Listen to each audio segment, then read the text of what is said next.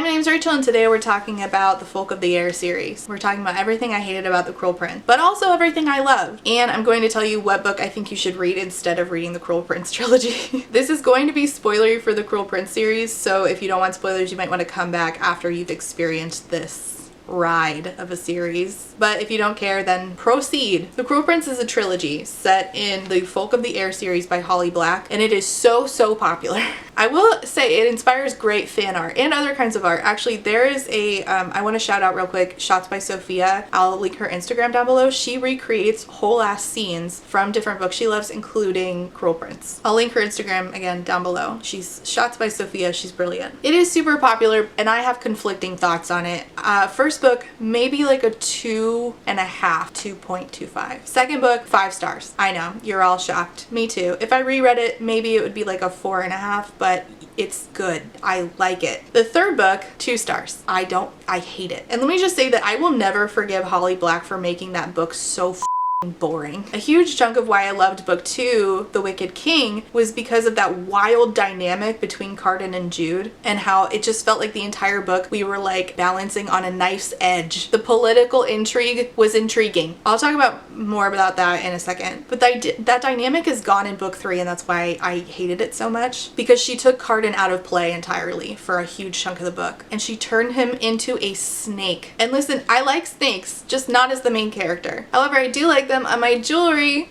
And today I've partnered up again with Copper Tea Swoo to showcase you some of their pieces. Copper Tea Swoo makes handcrafted items inspired by nature and wildlife. They have a wide selection of their artisanal products, including these super adorable crocodile bookmarks. And they have jewelry, everything from these cute little hummingbird earrings to these Ouroboros rings and this rattlesnake pendant that definitely makes me feel like the main character in a fantasy novel, but also it's giving me the feeling that I am the embodiment of the entire T Swift album Reputation. Copper Tea Swoo makes their products with sustainability in mind, using safe metals, power-saving techniques with their machinery, and minimal packaging to keep their carbon footprint low, on top of them offering 30-day returns and free expedited shipping within the US. And they're also offering my audience 15% off when you use the code Rachel15 at checkout. You can use the link in the description down below and the pinned comment down below to get 15% off. Last time I worked with them, I asked y'all to name my alligator bookmark and we went with the name Irwin. So thank you to the person who suggested the name Irwin. Irwin is the name of my bookmark. If you want to snag one of these or an Ouroboros ring or these Ouroboros earrings or this rattlesnake pendant, make sure you check out that link down below. And thank you to Copper Tea Swoo for sponsoring today's video. Alright, there's a lot I'm willing to just say, whatever about in books. You might not think that about me, but it is true. There are things that I'm willing to just let go when it's supposed to be whimsical. Does it make sense that these twins had their parents murdered by their half-sister's bio dad and then seemingly never dealt with it? Whatever, fairies are weird. You couldn't be human in a fairy world, I'll let it slide. I very vividly remember, and will always remember, that this book starts out that June is eating fish sticks. I don't know why the fish sticks stuck with me, but it did. Did I just call her June? Jude. Her name is Jude. Jude was eating fish sticks when Maddox, their half-sister's dad, shows up, finds them, and kills their parents, and then whisks them off to fairyland. And for some reason, I just never forgot the fish sticks thing. Here's the deal. Everything that I like about this series was in one book of it. Or at least it was done best in this one book. It like consistently was good the whole second book. The first book, no. And the third book was terrible. Wish that it was just one book, which I'll talk about this later, but basically everything I like in The Cruel Prince is in this book right here. And it's one book, which this Cruel Prince only needed to be one book. Why is it 3 books? I could have just had a fun time, given it 4.5 stars, fucked off, and recommended it a million times, but instead I have all these thoughts and all these questions, the least of which is not why. Like, I had such a great time with The Wicked King. The twists were twisting like a fucking Wetzel's pretzel. The romance was wild and sometimes I just fucking hated them. But then there were moments where I like, damn, I kind of hope they work it out. But at the beginning and the end of this series are so startlingly mediocre. Like, imagine eating a sandwich and being like, wow, this bread is so stale. So you just like chuck both pieces of bread in the trash and eat the innards with your hands like a little chaos goblin. That's my experience with the Folk of the Air. Okay, so Jude. Hey Jude, don't make it bad. Her twin sister Taryn and her half-sister Vivi get taken over to Fairyland by Vivi's dad Maddox, who's this dude with tusks, and they go to Fairyland, the Fae realm. 10 years later, Jude and Taryn, being raised by their parents' murderer, who's also their half-sister's dad again, they're told they can stay in the Fae realm, which is all they've basically ever known. They have nothing left for them in, you know, the human realm. They can stay in the fairy realm if they either get married or learn a skill. So be a fairy plumber, something. Just kidding. Jude wants to fight in the summer tournament, but Maddox like, no, not that skill. Pick a different skill. And she's like, fine, parent murderer, except I won't fucking listen to you. Meanwhile, politics. King Eldred is planning on choosing an heir. There are tons of kids that he had to choose from. Also, meanwhile, Prince Carden. Terrible person. He almost drowns Jude because she wants to compete in the summer tournament. He makes her twin sister kiss him. Just all around bullying and terrible. Vivi, their half-sister, who's like actually part Fae, or actually fully Fae, I don't know. She's like, all of this is fucking stupid and I want to be gone. And you know what? There were a lot of times when I was like, same Vivi, same. Carden, the love interest, makes our main character Jude's twin sister cry, but Taryn, who just keeps a bunch of secrets from her sister willy-nilly for no fucking reason, won't tell Jude why she's crying, right? And Taryn's like, Jude, do not fight in the summer tournament. And Jude's like, I'm gonna fight in the summer tournament. Hey Jude, don't make it bad. And who does she fight? Carden, and he wounds her. And this dude Locke helps with her bandaging. But everybody's terrible, including Locke. Taryn doesn't need to be terrible. She's human, and Jude is her twin sister, but for some reason, Taryn just is terrible. Jude has aspirations. Taryn's aspirations are to get married. Jude's like, I want to do some fuck shit. I want to fuck with these fucking fairies. She's approached by Prince Dane, and he's like, you spy for me. Jude agrees to spy for Prince Dane as long as he protects her from enchantments. He's like, fine, because she doesn't want any of these fairies to like be able to bully her using magic. And he's like, fine, I'll protect you from enchantments except ones that I make. In school, which is always held outside, and I don't even remember what they were learning, Jude gets into a fight as usual, and this dude named Valerian puts an apple in her mouth, which makes her like really joyful and a little wackadoodle. The other students, these fairy people, are like just relentlessly bullying her, and Carden makes Jude kiss his feet. This is the love interest again. Later on, Locke takes Jude home because they're flirting. Can this end well? No, nothing will end well, because like Jude is all fucked up because the students were bullying her, and Maddox, her parents' murderer / stand-in father, is like, who hurt you? And she's like, I'm not saying shit. I'm gonna deal with my own shit, man. Which, like, in a way I respect, but in another way, God, do you have no sense of self-preservation? Prince Dane is like, hey Jude, Hey Jude, you work for me now, you are my spy, and I want you to spy on Baelkin, my brother. She finds a letter, she gives it to Dane, and in the letter it's a message from Locke, that dude who's been flirting with her, from his mother. Also, she is hiding and witnesses Carden getting abused, like whipped. While she's hiding in this house where the princes are living, she steals a book. This will be relevant later. Dane is like, I'm gonna introduce you to the rest of my spies, which are like the Bomb and I can't remember who else, but like that little group doing their little spy escapades. That was cute. I liked that. Locke and Jude continue kind of flirting, and then Taryn, her twin sister, is like, I'm getting engaged, by the way. I'm not telling you who I'm engaged to. You're a terrible sister. I hope you get punched in the face. And that book that Jude stole, a note falls out of it, and it's her name 1,000,000 times in Carden's handwriting. He's obsessed. Jude decides now is the time that I'm going to try to get myself immune to all poisons. So she starts slowly poisoning herself with all kinds of different poisons, because in case she gets poisoned, she wants to be immune. Sure, all right. She overhears Locke and Nicasia, the girl who hates her, who used to date Carden and is like the Siren Queen's daughter, the undersea lady's daughter. She hears Nicasia and Locke talking about Carden, and they're like, he's gonna be so mad if he finds out that Locke and Jude are you know, smooching. The dude who made her eat that joyful apple, Valerian, he tries to kill her, and she stabs him, and then she buries his body. Okay, sure, yep, great decisions. Jude then goes to a party with Locke, and she at his house, and she finds an acorn with a message from Locke's mother asking Locke's mother's friend, like asking her friend to take care of her child, right? Who's the child? This is going to be very important in the rest of the series. Jude's at Balekin's house again. She saves a servant girl and she asks her sister Vivi to sneak this servant girl, Sophie, into the human world. And Sophie doesn't want to go, and like on their way to save her, she kills herself. Dane, the prince she's working for as a spy, finds out that she killed Valerian and makes her stab herself in the hand. By the way, Jude has a stepmother named Oriana who has a son. It is not her brother, but they have like a brother-sister relationship because she's grown up with Maddox and Oriana being like stand-in parents for her, again because Maddox killed her actual parents. Speaking of her actual parents, Maddox has her father's sword and he gives it to Jude, which was like really sweet. But also, my god, what a relationship. Okay, coronation ball happens. We're finally choosing a successor to King Eldrin, right? Jude sees Sophie, the girl that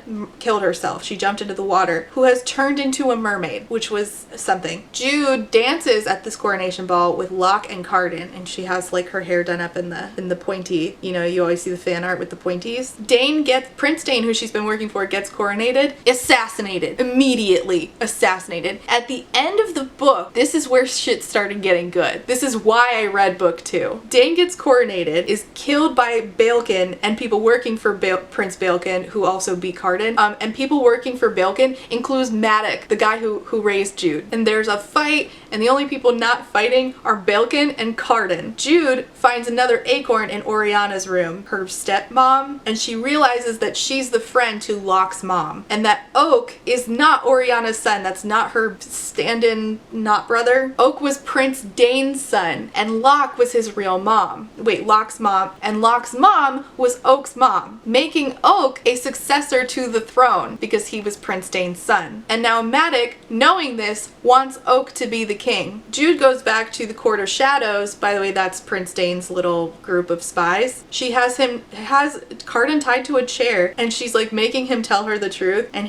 she's like, I want to know why you hate me so much. And he's like, because you're so loved. And then they kiss. It's weird, whatever. Their hatred kind of fuels me. Jude's like, I want to send Oak, the kid, to live in the human world so he'll grow up to be a good person and then he can come back and rule this place because everyone here fucking sucks. She makes Carden swear himself to her for a year, swear to do what she says for a year. She goes around, she's like, I'm trying to like draw up support for Oak. He's the heir, and we'll leave him in the human world, and then we'll bring him back, and like let's all get in on this. And a couple of the courts agree with her. So Vivi, her half-sister, takes Oak, their not brother, to the human world to raise him. Jude and Carden go to Prince Balekin banquet. They're like, we're just here to crown Balin. Carden will do it. He'll crown Balin. Balekin. And Jude goes to her not dad, parent murderer guy, and is like, I know everything. He's like, I don't want fucking Oak to become king. I don't like this. We're dueling. By the way, the amount of times that Jude gets into duels is just fucking hilarious, honestly. They get into this duel, but Maddox like quickly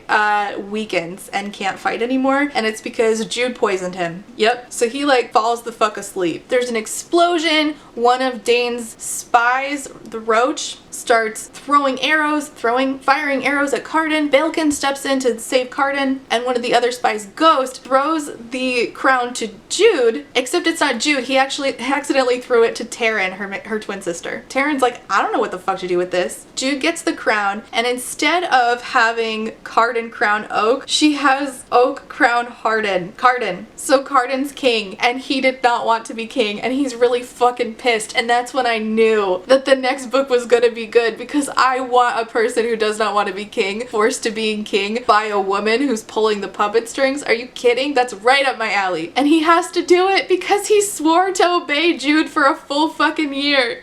And he threatens her. He's like, when this year is up, bitch, I'm gonna make you fucking pay. And I was like, yes! Oh my god, I'm so excited. So I opened in the next book, and it was everything I wanted and more. When I tell you I closed that book laughing hysterically, I am underselling it. I had a great fucking time. Even though what happens to Jude is so terrible, and I'm sure people who like ship Carden and Jude were like, oh my god, oh no. I was laughing. Full on LMAO. Hee hee ha ha's all over the place. It's 5 months later, and Jude is like, oh man, the time is dwindling down. I can only control Carden for so long. She told him, you can never hurt me, but because he's a fairy and they're, you know, tricksy, he might be able to work around that. There's a meeting with all of the courts, and this smith shows up named Grimson, and he's like, I want to seek refuge here in Cardan's kingdom. Cardan's like, can you swear an oath? And Grimson's like, nah, I'd rather show my loyalty in a different way because I like don't really like oaths. And Cardan's like, okay, sure.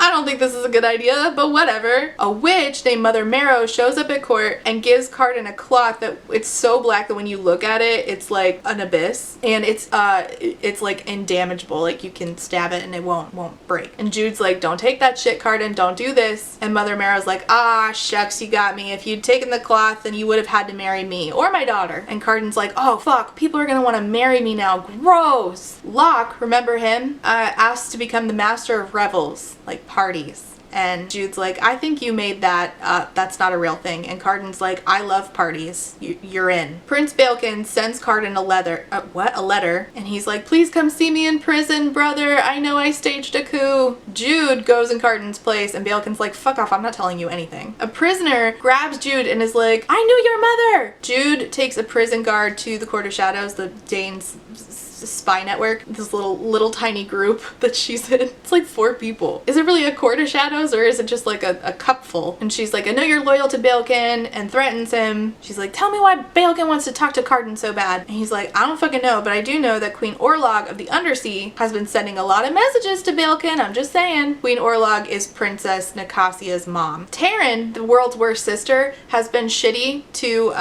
Jude, and by the way, she's marrying Locke.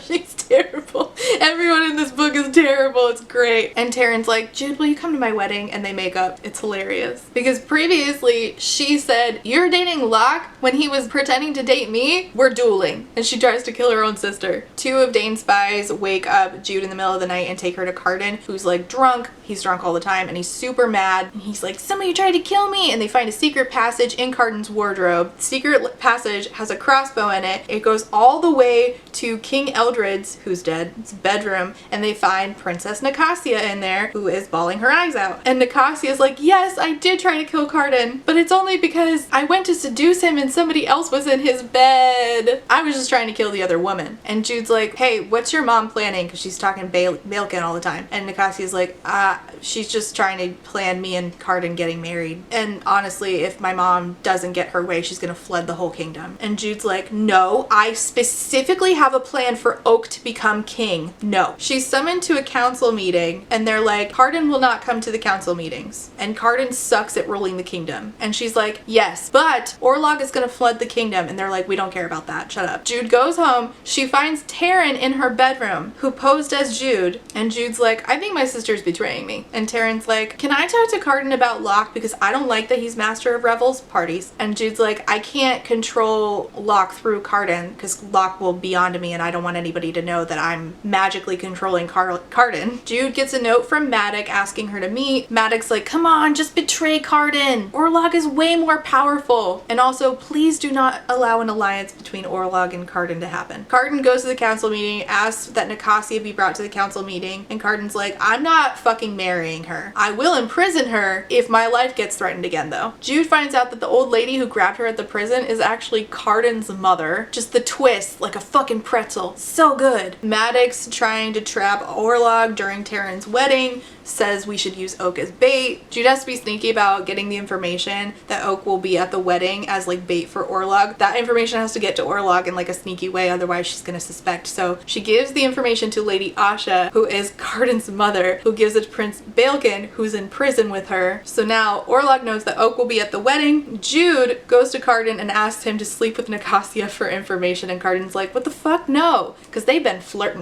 They spend the night together, but not in a sexual way. And Cardan does in fact get information on Orlog and her attack plan. Locke is annoying the shit out of Jude and she threatens to kill him, which God, I wish she fucking would. Jude then goes to get Vivi and Oak from the human world for the wedding. Jude tells Cardan, she commands him, because he has to listen to her, not to be alone for his own protection, but Maddox hears her giving him this command, and so now Maddox knows that she controls the king. There's a hedge maze because they're getting married at Locke's house. Jude had been attacked earlier in the day and figures out that Locke was actually her attacker, and she can't do anything about this because Orlog, it turns out, stole Prince Balkan away from prison. So Jude and one of the other spies, Ghost, go to the prison tower. They take Carden's mom out. She tells her to leave. Well, it turns out that Ghost has also been working with Queen Orlog, and they fucking betrayed Jude. She gets knocked unconscious and she wakes up underwater, and Nicasia, who hates Jude for like flirting with Carden, tortures her. Orlog tries to put a enchantment over Jude and tells her to go kill Carden and bring Oak back to the undersea, but Jude can't be enchanted because her bargain with Prince Dane is still upheld. She is put in a cage in this underwater realm. She's starved and tortured. After a while, several weeks I believe, they take her back to the surface. They put her back at Maddox's house. Jude tries to warn Carden about what's going on. Queen Orlog still thinks that Jude is glamored or enchanted, and she won't reveal it. Jude is not glamored, so she's gonna tell Carden. But the guards at the palace were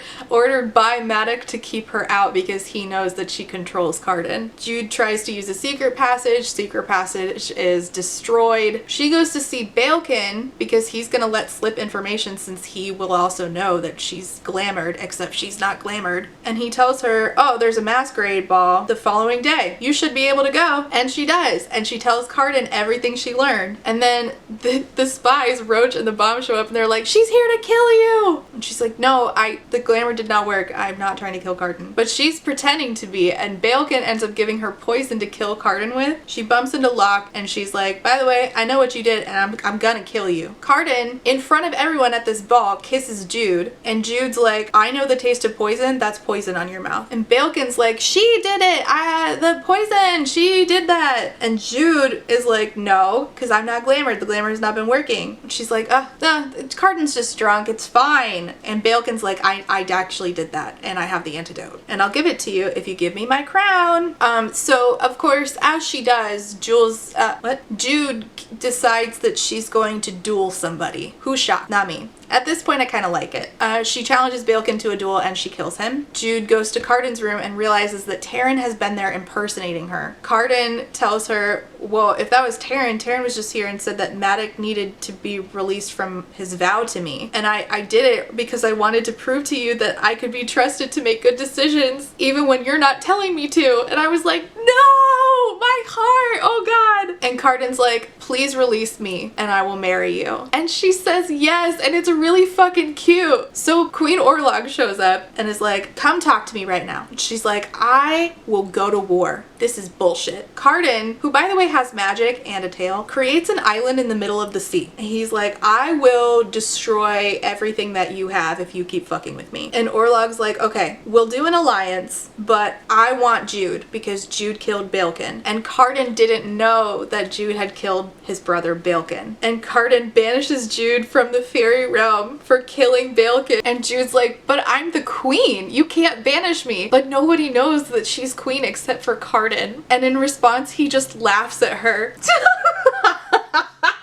It was ruthless. It was amazing. The scheming, the plotting. I didn't care if it was real or fake. At that moment that I finished that book, it was just fucking funny. That for all her scheming and all her lying and all her politicking, Jude got absolutely fucked over in the end. It was so funny. This whole book, Carden has just been sitting back doing nothing, being like, come on, I don't want to be in charge. And then the book ends with him being like, I'm in charge, fuck off. It was so funny. And like Carden tried when he wasn't drunk to be the reasonable one. Like he's talking to Jude and the rest of the spies and he says, the three of you have one solution to every problem: murder. No key fits every lock. Someone tries to betray the High King. Murder. Someone gives you a harsh look. Murder. Someone disrespects you. Murder. Someone ruins your laundry. Murder. And like, yeah. He's right. They are just like, well, we're just gonna kill everybody in our way. It's fucking funny that this drunk king is just the only reasonable voice in a land of murderers. Like, how the fuck did we get here? It was fucking funny. And then Queen of Nothing happened, and I was so mad. Jude has been exiled. She's living in the human realm, even though she is literally the High Queen. She does like jobs for the fairies that live in the human world, and she meets a commander who's living in exile named Grima Mog. She defeats her in battle, and Grima Mog's like, hey, by the way, Jude, Maddox is planning to attack Carden. And then Taryn, the world's worst sister, shows up and is like, hey, I murdered Locke, my husband. And I was like, fucking finally, Taryn did one thing right in 3 books. And she's like, will you stand in for me at my trial since you have an enchantment on you? She goes, she gets questioned, she's like successful, and Carden's like, I want to talk to you in private, Taryn. And he's like, yeah, I know it's you, obviously. And they talk, and they were like, so we didn't quite communicate properly. Anyway, Maddox shows up and steals Jude away thinking she's Taryn. Carden fucks off. Basically, Maddox is trying to use Oak's claim to the throne to take power. And it's sad for Jude because she used to have Maddox like respect and love, even though he literally murdered her parents. But because they were on different sides in this politicking, she fell out of favor with him, and it's kind of sad. They had a really interesting relationship that I actually liked watching play out. Carden announces that Jude is High Queen, and then he breaks his crown, which apparently was cursed, and it turns Carden into a giant snake. And then he slithers towards Grimson, who was in the last book trying to prove his loyalty, and eats him. So this is Carden now, and this is how he stays for most of the book. It sucks. In the end, they all fight. Maddox loses, and Jude spares his life and forbids him from ever using a weapon again. And he gets sent off to live in the mortal realm with his wife Oriana and Oak, who is still the heir to the throne. And then that's it. Jude and Carden live happily ever after, or whatever you do in this fairy world. And there's a sequel series featuring Oak that I have not read yet. I think the first book just came out this year. As I said in the beginning, everything I like could have just been one book. I did not need violent mediocrity. A standalone would have worked better for this story, honestly. And that brings me to Forest of Dreams and Whispers by Catherine MacDonald, who did all of the elements that I liked in The Cruel Prince, but condensed into one book. Oh, full disclosure, I was commissioned to read this by the author, but as usual, that doesn't affect my rating, but I tell you as a rule, is this book a masterpiece of literature? I don't know. Would I have loved it as much as I did if I did not have the feelings I have about the Folk of the Air trilogy? I don't know. All I remember is reading it and feeling like, oh my god, this is how I felt reading The Wicked King. Twisty, turny, there's so much going on, and I'm having a fan-fucking-tastic time. Is it by, like, any means a one-to-one comparison? No. There are a lot of similar elements and a dynamic that worked for me, honestly, better than Carden and Jude, who I sometimes found eye-roll worthy, and, like, I would not say that I still even, like, forgive Carden for how awful he was in book 1. But in The Wicked King, oh, the sweet spot. You know how y'all are constantly telling me that you, like, turn your brain off and read Fourth Wing and Caraval? And enjoyed it? That's how I felt with this. I didn't pick out any lines. I didn't read it critically. Is it like actual quality writing? I don't remember. I think it was, but what I remember is, oh my god, this is feeding that hunger for what I had with The Wicked King that I've been wanting fed. It gave me something that The Wicked King gave me, but in one book. I wish that this had an audio version because I would like make it one of my comfort audio reads. Let me tell you what it's about now that I've gushed about it. Forest of Dreams and Whispers is like a gender-swapped Sleeping Beauty retelling, sort of. It's about a mortal raised in the land of fairy named Juliana Ardencourt. There was a cursed cast that on Prince Hawthorne's 18th birthday, the first drop of his blood that's spilled, the kingdom will be plunged into a century-long sleep. So, you know, Sleeping Beauty. And the unseelie king will be in charge. Juliana grows up in this court, becomes his personal guard. Well, she didn't spend all of her time growing up there. She spent some of her time growing up there, except for the part where her dad and her fucked off for a while and went away. I don't want to spoil anything. She comes back, becomes Prince Hawthorne's personal guard, and they have he's very like self-absorbed and arrogant, but has like sweet moments, and she is sworn to serve him until his 18th birthday. But then the curse happens and they're connected through dreams, and even though they have lived their lives up to this point pretty much not liking each other at all, she starts to realize she's falling in love with him. But I think it doesn't even exactly happen like that because it's not told in chronological order, which I felt like might not be for everybody, but man, was it for me. I think it helped me as the reader see Juliana and Hawthorne develop in a way that felt very genuine. You see the ups and downs in how they grew to have the feelings they have for each other. It gave me a better sense of their dynamic and how their past informs their present. It's got that similar thing to Card and Jude where it's like, we hate each other, to reluctantly working together, to, oh shit, I love this person. There is hatred, there is pining, there is reluctance to even like see the good in one another, there's great banter. I think this is better balanced in its guy main character. I feel like Hardin sometimes could be so fucking over the top in how he bullied Jude, and I hated that a lot of like his tender moments were when he was drunk. And I don't really like drunk men. It kind of makes me uncomfortable. Not to say that Hawthorne never drinks either, but I feel like less so than Carden. Carden is really fun to watch while he's like saying fuck off to all his responsibility, but I wanted a bit more from him to root for. I wanted more moments like we had in The Wicked King in particular, where it was like he's calling out everybody else for being like ridiculously over murderous and like trying to prove himself to Jude.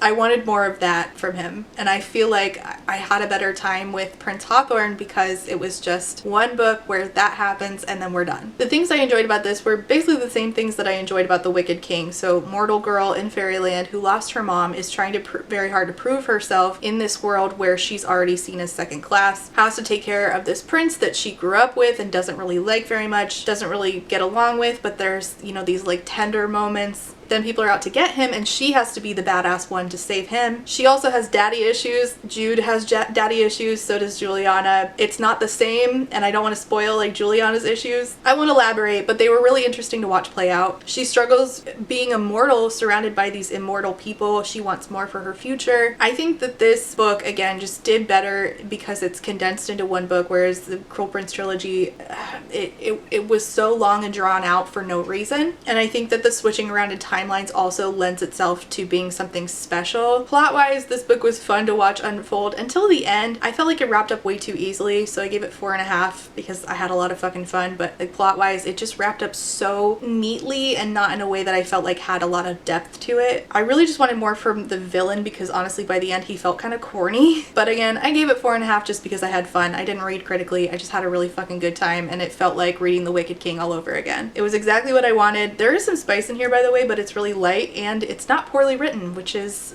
hard for me to find books that it's not even spice, it's more like it's not closed door but it's not explicit. So I guess it's totally different than if I were to like, rate a Sarah J Maas book, but it's like not closed door but also not explicit, so do with that from what you will. Okay, so if you liked The Wicked King like I did, if you liked The Cruel Prince, I would try out Forest of Dreams and Whispers by Catherine McDonald. Thank you so much for watching. Leave your thoughts and comments down below and like and subscribe if you want to, and I will see you next time. Bye. Hello, it's me, Trash Can Rachel, and I have to say thank you for being a friend to my Therapy Bills patrons, and those are Alexander, Allie Magpie, Amanda, Ashley B, Bubble Tea, Cami, Chris, Chrissy, Blair, Des Roberts, DJ Rocktopus, Emperor's New Blues, Eric, Harley, Jack and Jill, John E, Casey McKenzie, KW, Kelly K, Quinn, Lady Kittybug, Lek, Molly, Alice, Peggy Lou, Witch Bitch, Rain, Reese, Samar, Scarlett, Shiny, SMK. Thank you all so much for being a friend. And before I go, I have to say thank you for being a friend to my Potato Search Marxist patrons, and those are AM Angel, Alicia, Amanda B, Andy, Angelica, Anita, Artie the Ninth, Ashley H, Aubrey P, Ava, BB, Beck, Blythe, Bookish Barbie, Bookish Brain Rot, Ray, Bree, Bryn, Caitlin, Carlin, Cassandra, Catherine, Kathy, Chris, CJ, Colleen, Corwin, Corey, Darren, Deborah, Diet Goth, Dorothea, Evie, Eden, Elise, Ember, Emily A, Emily L, Emma, Aaron, Grace, Gracie, Hannah C, Hannah T, Harpy Kuro, Hello There Darling, Ilianaka, India Inks, JM Tennant, Jackal All Trades, Jay is on Olympus, JT, Jen with 2 N's, Jennifer T, Jenny G, Jillian, Jules, Kaylee, Kat, Katya, Kayala, Kendra, Kylie, Laughing Cat Dog, Laura, Lauren B, Library of Scars, Lisa, Liz Cardigan, Luna Moth, Lustful Octopus, Martin, Marquita, Maz, Melara, Meow Meow, James, Nat, Natalie, Never, Nicole G, Nicole R, Nikki, Nyan Binary, Paige E, Paige HP, Foxglove, Pixel Stars, Pure Raytheon, Rachel B, Raquel, Rat Sarah, Reba, Rebecca, Ren, Robin, Rowan, Other Rowan, Sequoia, Sadie, Samantha, Sammy, Sarah H, Sarah the Bear, Scarlett, Shanae, Shannon, Shayna, Sheena K, Sean, Sierra, Stephanie, Talia, Three Old Dogs, Toast, Trashcan Teddy, Taito Phoenix, Valentine, and Writer A. Thank you all so much for being a friend.